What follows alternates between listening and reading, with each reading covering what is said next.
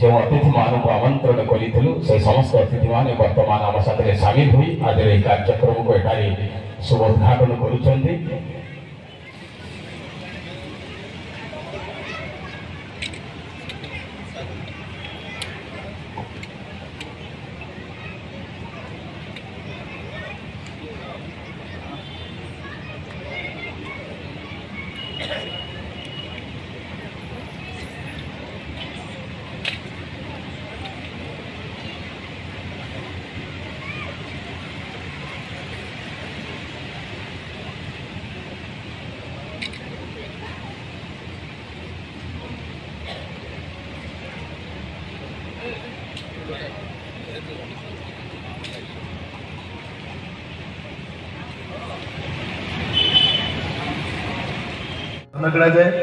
विगत वर्ष आम पाखे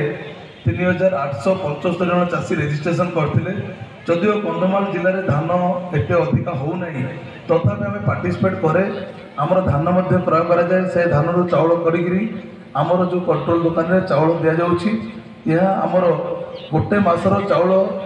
पूरण कले आम संपूर्ण रूपे जीरो ना आम धान क्रय करुचे आगामी दिन में आशा करुचे जेहेतु चाषी मान को बहुत पैसा मिललानी तो चाषी मैंने निश्चित उत्साहित हो